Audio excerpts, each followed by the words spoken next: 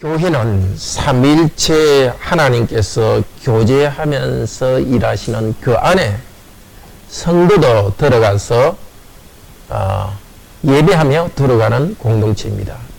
삼위일체 하나님께서 먼저 교제하시는 분으로 계시고 성도는 그 교제 안에 들어가는 것이 바로 교회 공동체입니다. 삼위 하나님께서는 성부성자 성령으로 계시면서 서로를 아시고 사랑하고 섬기시는 분이십니다. 거룩한 공동체로 계십니다. 그러면서 우리도 그 안으로 불러주셨습니다. 그래서 우리는 삼위 하나님의 공동체 안의 복을 누립니다.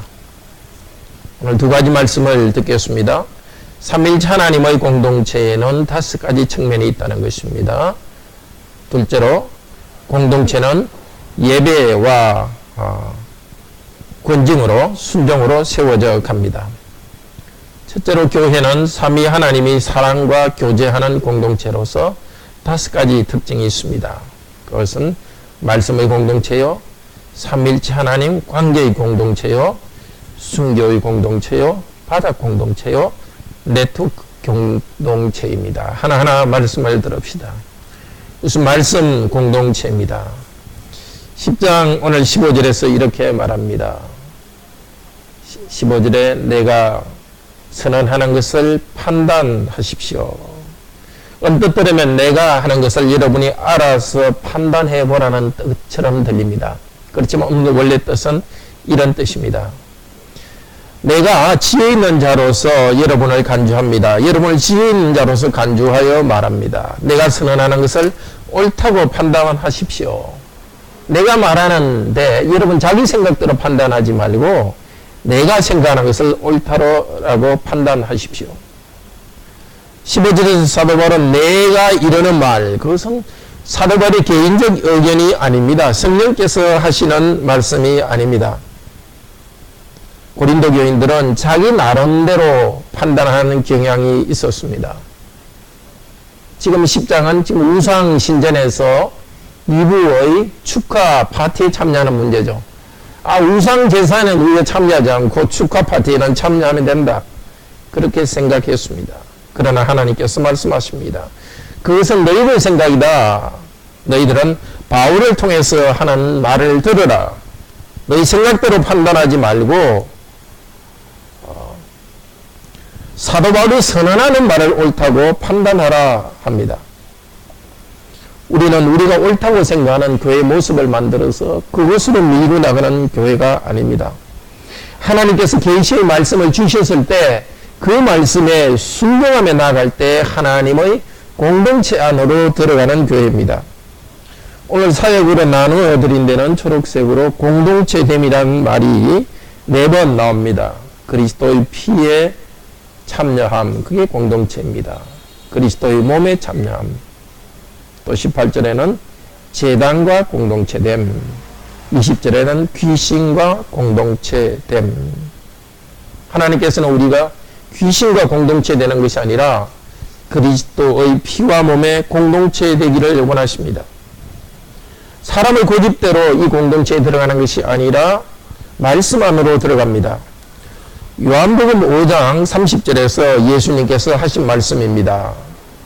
나는 내가 아무것도 스스로 할 수 없노라. 듣는 대로 심판하노니. 나의 원대로 하려 하지 않고 나를 보내신 이의 원대로 하려는 거로 내 심판은 의로우니라. 예수님께서 요한복음 10장 30절에서 말하신 심판, 그것이 오늘 고린도전서 10장 15절의 판단과 같은 말입니다.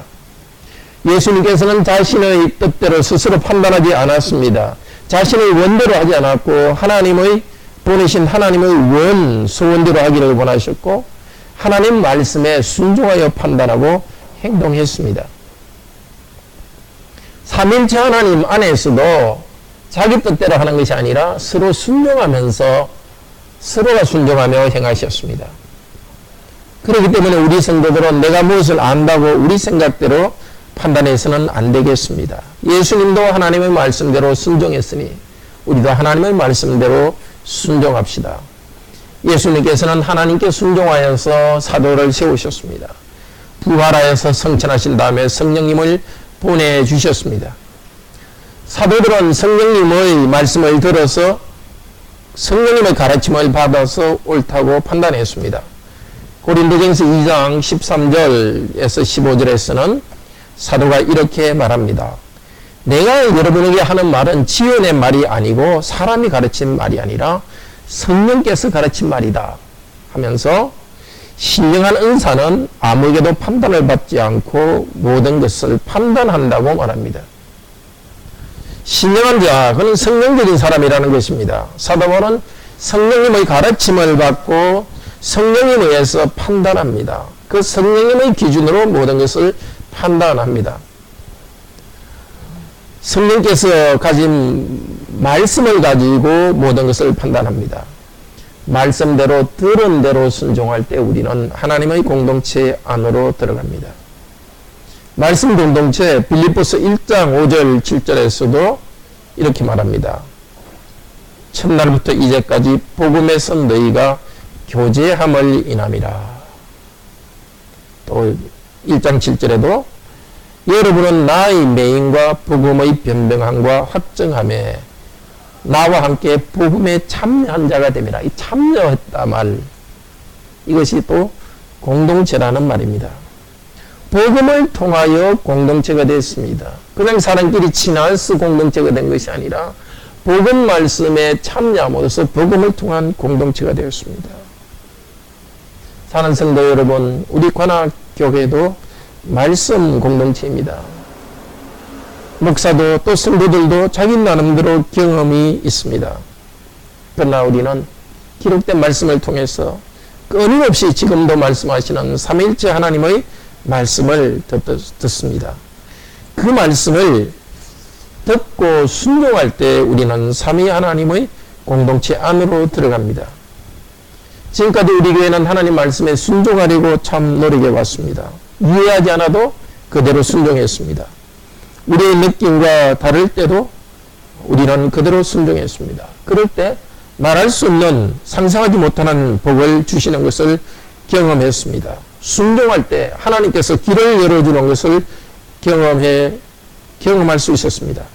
말씀에 순종할 때 우리는 삼위일체 하나님이 주시는 그 은혜의 공동체, 생명의 공동체 안으로 들어갑니다.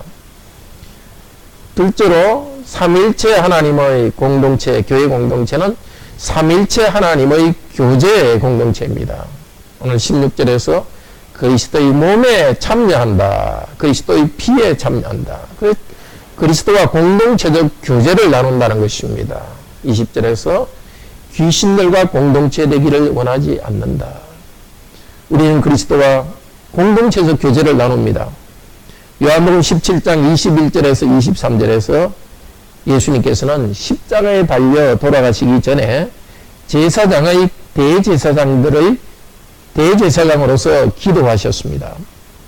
아버지께서 내 안에, 내가 아버지 안에 있는 것 같이 저희도 다 하나가 되어 우리 안에 있게 하사 세상에서 아버지께서 나를 보내신 것을 믿게 하옵소서.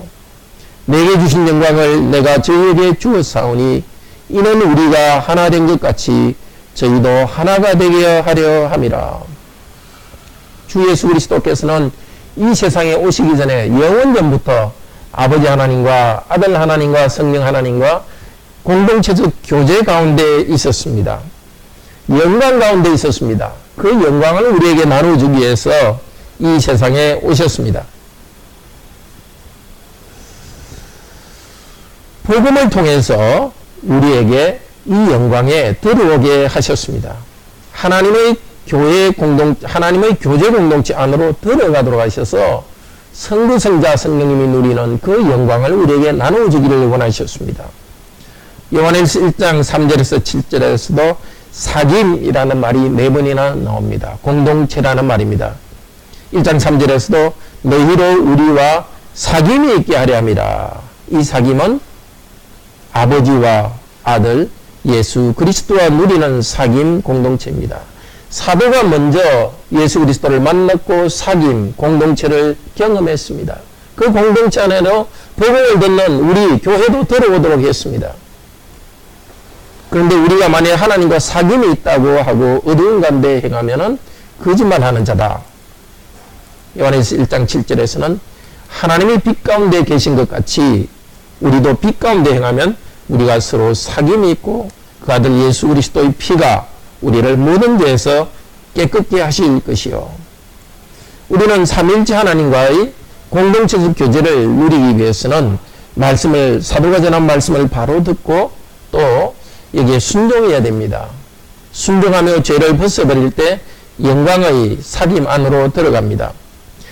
에베소서 4장 1절에서 6절에서도 성령의 하나되게 하신 것을 힘써 지키라고 합니다. 삼위일체 하나님께서는 성도들을 하나되게 묶어주셨습니다. 한 믿음 때문에 성령께서 하나되게 하셨습니다. 삼위일체 하나님의 교제함을 우리를 다 같이 들어오게 하셨기 때문에 우리는 서로를 이제 다르게 봅니다. 고린도서 5장 16절에서는 우리 성도들은 다른 성도들을 육체대로 보지 않는다고 말합니다. 그렇습니다. 전에는 우리가 사람을 외부적으로 보았습니다. 외모나 또 지식이나 경제적인 것이나 그것이 우리가 사람을 아는 중요한 것이었습니다. 그러나 이제 우리는 육체대로 보지 않습니다. 그리스도께서 우리를, 저와 여러분을 이제 그리스도의 공동체 안으로 들여보내줬기 때문에 그리스도 안에서 한 공동체 된 자로서 봅니다. 물론 우리는 지금 우리를 볼 때 그리스도 안에 공동체된 완전한 모습으로는 보지 못합니다. 그러나 오늘 그리스도를 믿는 우리들에게는 삼위 하나님의 공동체 안으로 하나 됐다고 오늘 선언하십니다. 우리는 이 말씀을 믿음으로 붙잡고 나아갈 때 성도의 교제 안에서, 만남 안에서 단순히 사람을 뛰어넘는 하나님의 신비한 교제와 그 은혜를 경험할 것입니다. 세 번째로 교회는 순교 공동체입니다. 16절에 예수 그리스도의 피에 참여한다. 피의 공동체입니다. 그리스도는 그분의 피로서 우리를 씻어 주셨습니다. 그래서 삼위일체 하나님의 거룩한 공동체 안으로 들어가게 하셨고 삼위일체 하나님 공동체의 생명을 누리도록 하셨습니다. 히브리서 2장 10절에서 12절에서는 하나님께서는 우리 주 예수 그리스도를 고난을 통해서 온전케 하셨다고 하셨습니다. 그리스도께서는 고난받으심으로써 온전케 되었습니다. 왜 그렇습니까? 그리스도께서는 하나님이시지만은 낮아지셨습니다. 우리 죄를 용서하기 위해서 죄 있는 우리의 모습으로 낮아지시고 연약한 자로서 낮아지셨습니다. 그리스도께서는 먼저 죄인인 우리를 위해 벌을 받으시면서 최초의 순교자가 되셨습니다. 그리고 또 하나, 그리스도께서는 고난 가운데 연단되시면서 고난 가운데 희생하면서 온전케 되어 가셨습니다. 그리고서 우리를 형제라 불러주셨습니다. 그리스도께서 첫 번째 순교자가 우리 죄를 용서하시기 위해서 순교자가 되셨고 또 우리 중에 하나로서 거룩하게 변하게 되기 위해서 그리스도도 순교의 고난을 받으셨습니다. 그렇기 때문에 이 복음을 듣고 삼위일체 하나님 공동체 안에 들어간 우리도 순교의 길을 걸어갑니다. 빌립보서 3장 10절에서 사도 바울은 이렇게 말합니다. 우리 같이 한번 읽어봅시다. 3장 10절 11절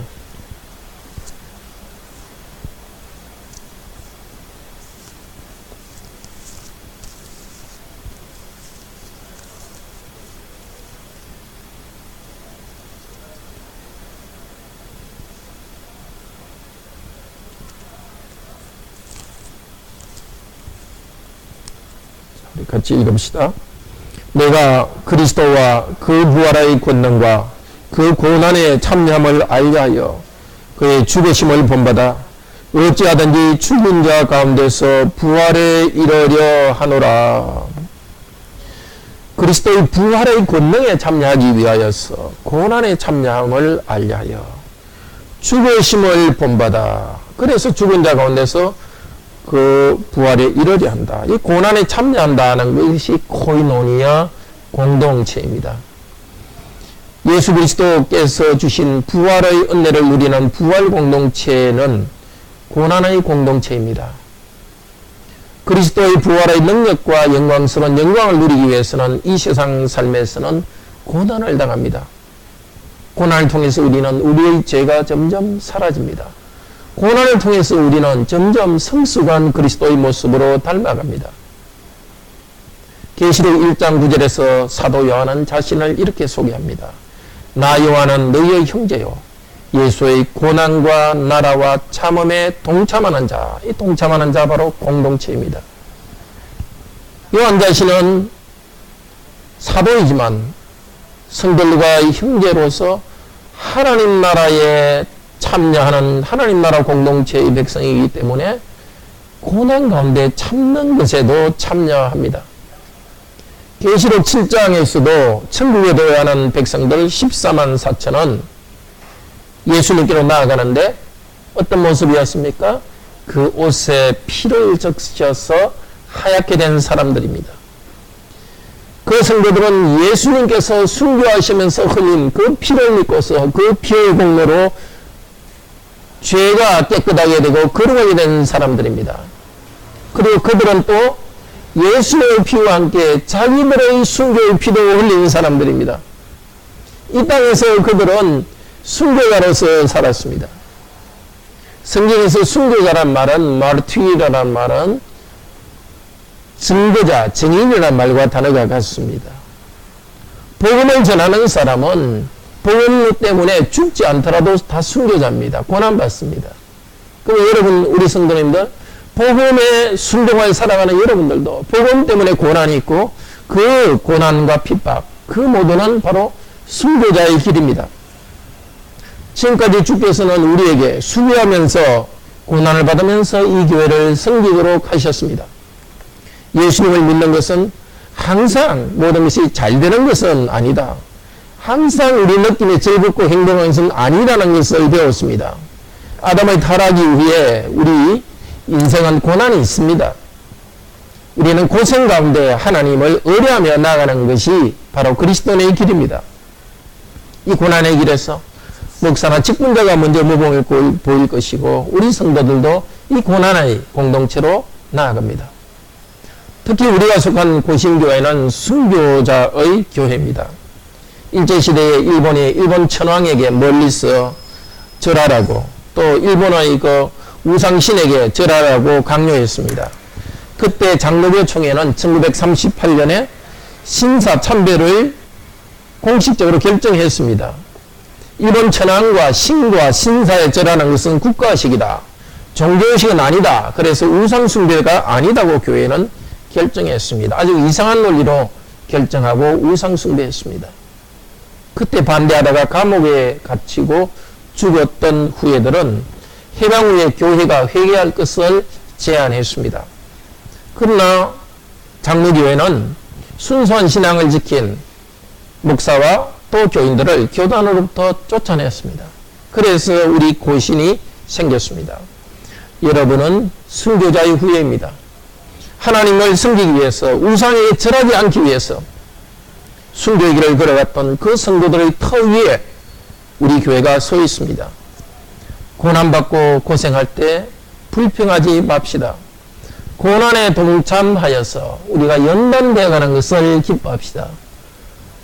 그리스도께서 만드신 고난의 공동체, 이 땅에 있는 교회는 고난의 공동체, 고난을 통해서 영광에 참여하는 그 공동체의 일원이 된 것을 기뻐하도록 합시다. 교회는 네 번째로 바닥 공동체입니다. 밑바닥 공동체입니다. 예수님께서 낮아지셨습니다. 밑바닥 사람이 되셨습니다. 빈민촌 갈릴리의 한 사람이 되었습니다. 갈릴리에서 무슨 선한 것이 나겠느냐? 사람들에게 멸시천대받는 그 갈릴리 지역의 주민이 되셨습니다. 마태복음 11장 19절에 보면 예수님의 별명은 먹기를 탐하고 포도주를 즐기는 사람이요 세리와 죄인들의 친구였습니다. 예수님은 깨끗하고 고상한 사람들과 어울리지 않았습니다. 죄인들과 어울렸습니다. 창녀들에게 전도했습니다. 매국노, 세리들과 어울렸던 분이십니다. 깨끗한 사람들이 더럽다고 죄인이라고 피해가는 그 사람들에게 예수님은 다가갔습니다. 그분의 거룩함으로 그들의 거룩함을 깨끗게 만들어 주셨습니다. 예수님은 가난한 사람들의 친구가 되었습니다. 가난한 사람들 사이에서 복음을 전해 주셨습니다. 가난한 갈릴리 출신 사람들을 제자들로 세웠습니다. 마태복음 19장 22절에는 부자가 천국에 들어가는 것이 낙타가 바늘구멍에 들어가는 것보다 더 어렵다고 말했습니다. 그 뜻은 19장 26절에서 사람으로서는 할 수 없고 하나님으로서는 할 수 있느니라고 말했습니다. 부자가 돈이 많으니까 천국에 들어가지 못하는 것이 아닙니다. 하나님보다 돈을 더 신뢰하기 때문입니다. 자신의 부유함이나 지식을 신뢰하는 사람은 천국에 들어가지 못합니다. 고린도전서 1장에 보면 고린도 교회도 가문이 좋지 않은 사람들, 가지지 못한 사람들 중심으로 교회가 세워졌습니다. 하나님께서는 가지지 않은 사람들을 먼저 구원하심으로써 많은 것을 가진 사람들을 부끄럽게 했습니다. 그러면 무엇이든지 가진 사람은 지식이나 돈이나 외모나 좋은 것을 가진 사람은 천국에 못 갑니까? 아닙니다.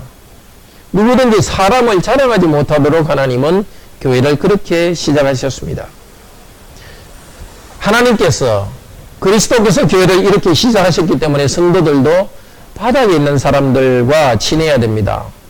로마서 12장에서는 이렇게 말합니다. 우는 자들과 함께 울고 웃는 자들과 함께 웃고 낮은 자리에 처하라. 낮은 자리에 처하라는 말은 낮은 신분에 있는 사람들과 친구가 되라는 뜻입니다. 예수님께서는 우리에게 자기 힘으로는 천국 갈 수 없다는 것을 가르치길 원했습니다. 보혈공로로 천국 가는 것을 가르치길 원했습니다. 그래서 처음에 약하고 가난하고 무식한 자들을 먼저 구원하셔서 오직 하나님만 자랑하도록 했습니다. 하나님 우리 교회도 세상적으로 가지지 못한 자들로 교회가 이루어지게 했습니다. 우리가 교회가 개척된 지 처음 1년쯤 되었을 때는 목사 가정을 포함해서 6가정이 있었습니다. 한때는 4가정이 다 직장이 없었습니다. 그래도 실직 상태에서도 기쁘게 하나님의 교회를 섬겼습니다. 하나님께서는 우리 교회가 말씀을 들을 수 있도록 인도하셨습니다. 목사의 생활비도 공급할 수 있도록 하셨습니다. 앞으로도 우리 교회는 바닥 공동체일 것입니다. 바닥에서 섬기고 또 바닥 사람들이 주인이 될 것입니다. 그래서 가진 사람도 가지지 않은 사람도 모두가 다 하나의 공동체로 삼일체 하나님의 공동체로서 기쁨을 누리는 그런 공동체가 될 것입니다. 5번째로 교회는 네트워크 공동체입니다. 교회의 4가지 속성, 이렇게 여러 번 우리가 들었죠. OHCA, OK 교회라고 했는데, O 하면 한번 이야기해 봅시다. O, 네, One, H, Holy, C, Catholic, A, Apostolic, 예, 하나이고, 거룩하고, Catholic, 보편적이고, 사도적 교회, C, Catholic, 보편적, 지구적 교회입니다. 여기 조그만 대학동 3층에 있는 우리 교회지만은 우리 교회는 하나님의 보편적 교회, 온 세상에 흩어져 있는 이 큰 교회의 한 부분입니다. 이 큰 교회, 온 세상의 교회가 연결된 것, 이것을 요즘 쉽게 하는 말로 네트워크라고 할 수 있습니다. 골로새서 1장에서 사도 바울은 이렇게 말합니다. 1장 24절에서 그 그리스도의 몸된 교회를 위하여 그리스도의 남은 고난을 내 육체에 채운다. 순교적 교회의 일원으로서 그리스도의 고난을 그리스도의 교회를 위해서 채운다. 이렇게 말하는데 2장 1절에 보면 내가 한 번도 너희를 본 적이 없다고 합니다. 골로새 교회를 한 번도 본 적이 없는데도 사도 바울은 그 골로새 교회를 생각하면서 로마의 구금되어 있으면서 고난 가운데서 복음 사역을 했습니다. 또 로마서 15장 26절 27절에는 사도 바울이 로마 교회 교인들에게 말합니다. 여러분들이 예루살렘 교회를 위해 헌금하는 것은 당연하다고 말합니다. 그때 그 동정이란 말을 쓰는데 이 동정이란 말이 코이노니아 공동체라는 뜻입니다. 단순히 물질을 동정하고 물질을 주는 게 아니라 하나의 공동체로서 교회는 다르지만 하나의 공동체로 있는 것입니다. 로마 교회는 예루살렘 교회와 공동체이기 때문에 그 공동체의 표시로서 예루살렘 교회를 위해서 헌금했습니다. 공동체의 됨은 물질의 나눔을 통해서 나타났습니다. 사실 우리 교회도 이 네트워크 공동체를 통해서 지어진 교회입니다. 우리는 교단이 다른 대한예수교 장로회 합동에 속한 서울광영교회가 우리 관악교회를 개척했습니다. 감자탕 교회로 알려져 있습니다. 서울광영교회는 2010년 5월에 1억 원을 한꺼번에 지원해 주었습니다. 그리고 2년 동안 계속 매월 100만 원씩 지원해 주었고 3년째는 1년 동안 매월 50만 원씩 지원해 주었습니다. 아무 관계도 없는데도 복음을 위해서 우리를 지원해 주었습니다. 우리는 그 교회와 네트워크 속에 있습니다. 그 교회의 도움으로 우리는 말씀을 지금도 듣고 있습니다. 구원 가운데 성장하고 있습니다. 참 우리가 누리는 작은 복은 그 교회와 성도들이 이렇게 우리와 함께 나누어졌기 때문에 여기서 누리고 있습니다. 주님께서 공짜로 주셨고 그 광영교회를 통해 서울광영교회를 통해서 공짜로 주셨습니다. 우리도 공짜로 받았으니까 가능한 정말 다른 교회에 대해서 공짜로 많이 주기를 원합니다. 더 많이 다른 교회에 나누어지고 더 많은 개척교회들이 힘들 때 우리도 정말 도와주고 또 세계교회의 한 부분으로서 성장하기를 바랍니다. 우리 교회도 2011년에 한 번도 만나보지 않았던 일본 센다이 지진, 센다이 그 해일 그 지역의 교회를 위해서 헌금했습니다. 개혁교회에 헌금을 했습니다. 그 뒤에 계속 그 개혁교회 성도들이 방문하여서 함께 나누고 있습니다. 관악교회는 독자적인 독립적인 교회가 아닙니다. 사도신경을 고백하는 모든 교회의 한 부분입니다. 또 작게는 우리 대한예수교 장로교회 고신에 속한 교회의 한 부분입니다. 고린도전서 14장에서 사도 바울은 이렇게 말합니다. 14장 34절에서 모든 교회에서 가르치는 것을 너희에게도 가르친다고 합니다. 그 사도 바울이 가르친 것은 모든 교회에서 가르치는 것의 한 부분입니다. 오늘 우리 관악교회 성도들 향해서 가르치는 이 말씀은 모든 교회에서 가르치는 그 말씀의 한 부분입니다. 그리고 여기서 전파되는 말씀은 또 모든 교회를 위한 말씀이기도 합니다. 우리 교회의 가르침은 우리가 가르치고 있는 이 성경 가르침은 보편적이고 전 지구적입니다. 이 말씀이 온 세계에 보편적으로 퍼져나가기를 바랍니다. 이렇게 하나님께서는 우리 교회를 삼일체 하나님의 공동체로 불러주셨습니다. 복음으로 불러주셨고 삼일체 하나님의 공동체 안에 공동체 되게 하셨고 순교 공동체로 바다 공동체로 또 다른 교회와 함께 네트워크에 있게 하셨습니다. 이런 교회로 지어 가기 위해서 하나님께서는 예배와 순종으로 지어져가는 공동체로 만들었습니다. 먼저 예배와 순종으로 지어져 갑니다. 땅에 있는 삼일체 하나님의 공동체 교회는 예배와 권징으로 계속 지어져 갑니다. 참 예배를 드릴 때 우리는 더 삼일체 하나님과 더 가까이 나갑니다. 계속 예배 드릴 때 말씀과 성례와 기도, 이 은혜의 수단을 잘 사용할 때 하나님에 가까이 가고 우리들은 더 하나의 공동체로 지어져 갑니다. 예배 드린 다음에 우리는 순종합니다. 순종을 다른 말로 권징이라고 합니다. 나 자신에 대해서 먼저 권징하듯이 순종하고 또 서로에 대해서 권징하고 순종하고 교회가 공식적으로 권징해 나갑니다. 그리고 예배를 위해서 중요한 것이 주의를 온전하게 거룩하게 지키며 예배하는 것입니다. 오늘 본문에서 우상숭배를 말하고 있는데요. 우리 시대의 우상숭배와 비슷한 것이 무엇일까요? 아마 일중독, 물질의 우상이 빠져서 돈 버는데 중독된 것이 우상이라고 할 수 있을 것입니다. 그리스도인들도 이 물질의 우상숭배, 모든 것을 돈 버는 데 바치는 그 우상숭배에 빠지기 쉽습니다. 바로 우리에게는 주일에 예배에 집중하지 않고 또 예배 시간 이외에도 그냥 다른 일에 바빠가지고 예배에 집중하지 않는 것, 그것이 하나의 우상숭배입니다. 주일에 예배 드린 다음에 빨리 공부하러 가야지. 예배 드린 다음에 빨리 뭐 일하러 가야지.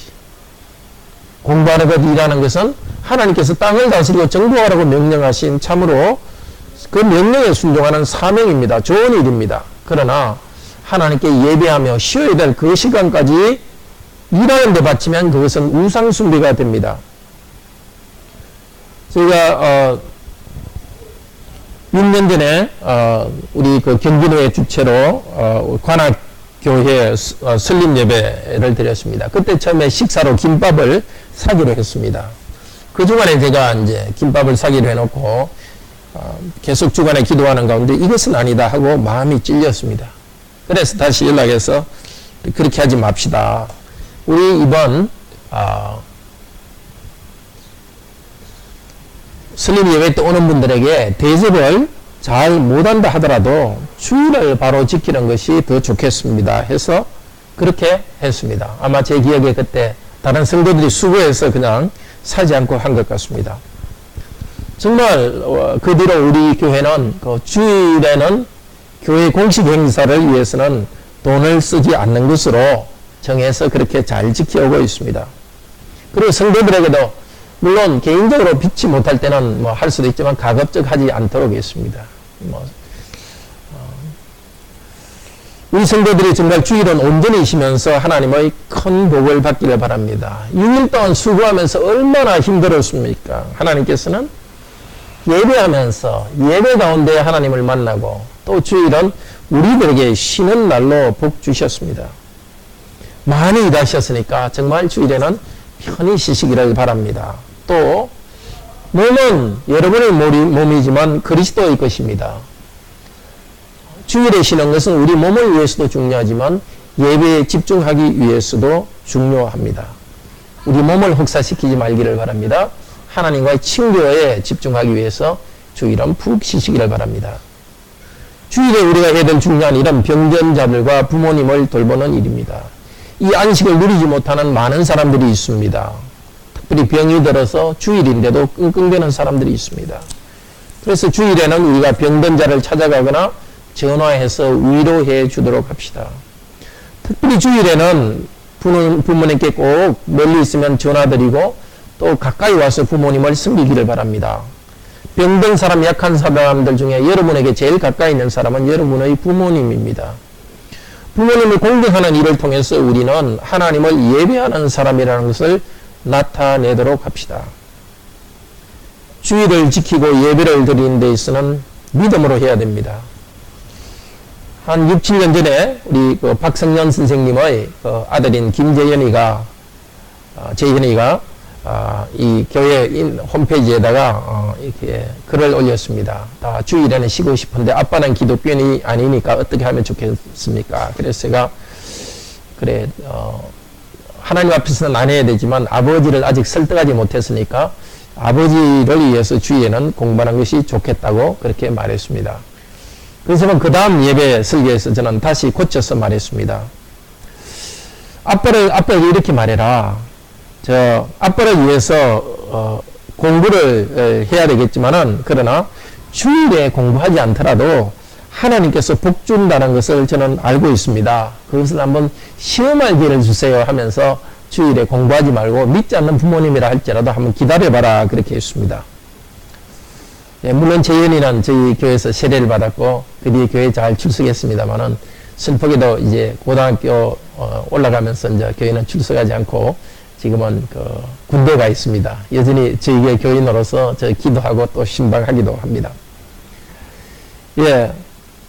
어쨌든 우리가 믿음으로 행할 때 하나님께서는 기적을 주십니다. 다니엘은 고기를 먹지 않고 우상숭배하지 않기 위해서 고기를 먹지 않고 채소만 먹었습니다. 그랬는데도 하나님이 얼굴을 복을 주시니까 영양학적으로는 그럴 수도 없지만 얼굴이 보송보송하고 더 건강했습니다.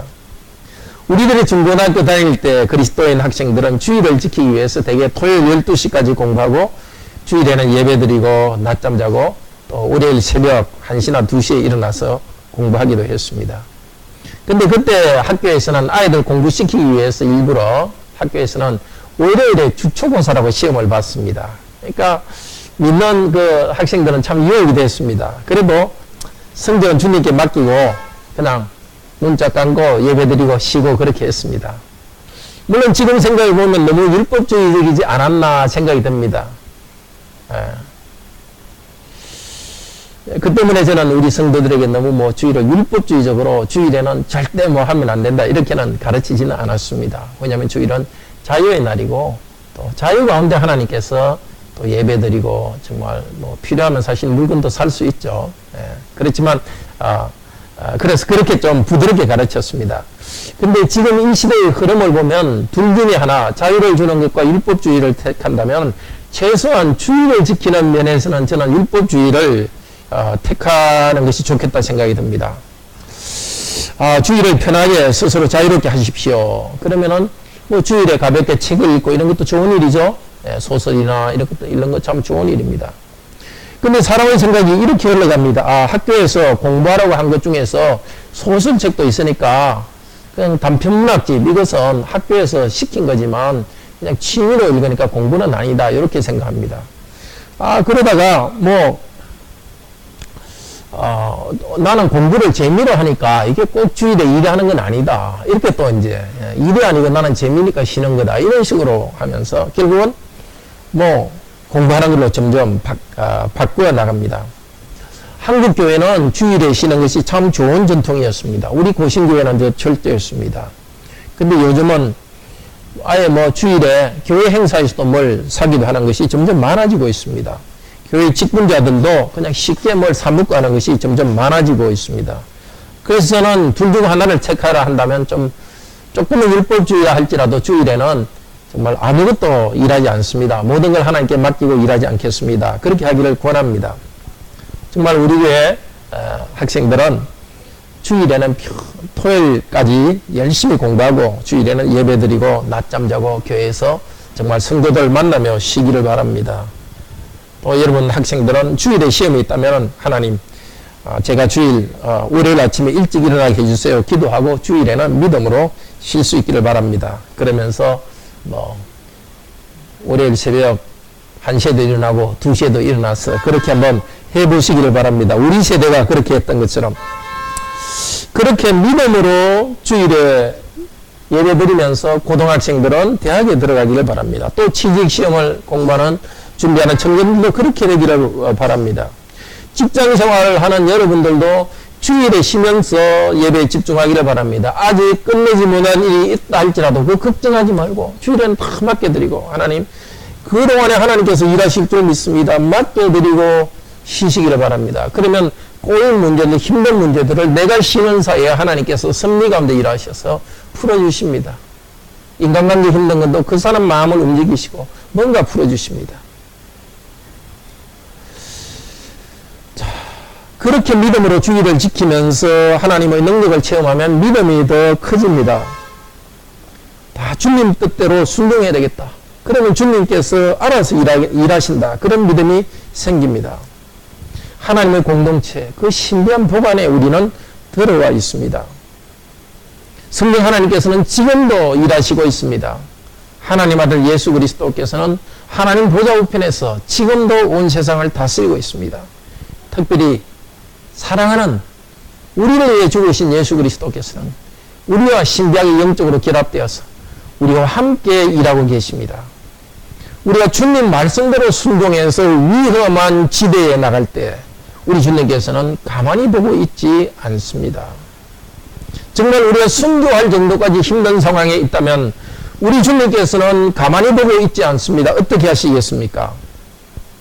보좌 우편에 앉아 계시지 않고 벌떡 일어나실 것입니다. 스데반도 위험한 지경에 갔습니다. 많은 사람들이 예수는 그리스도가 아니라고 주장할 때 재판정에서 스데반은 혼자 일어서서 예수님은 주님이라고 주장했습니다. 유대 지도자들은 스데반에 대해서 살기가 등등해서 돌로 쳤습니다. 이 세상에서 스데반은 혼자서 예수님은 주님이라고 변호했습니다. 스데반이 돌에 맞아 죽을 때 주님께서는 하늘을 열어 보여주셨습니다. 하늘의 법정에서 그곳에서 주 예수 그리스도께서 일어서셔서 하나님 앞에서 변호하고 계셨습니다. 일어서신 그 모습, 우리는 보좌에 앉으신 사도신경에서도 하나님 보좌 우편에 앉으셔서 이렇게 고백하는데, 앉으셔서 다스리는 그분께서는 일어서셔서 변호하신 분으로 거기 계셨습니다. 이 땅에서 변호하는 스데반과 함께, 스데반은 순교하고 있지만 스데반과 함께 일하셨습니다. 사랑하는 성도 여러분, 믿음 때문에 위험지대에 가는 것을 두려워하지 마십시오.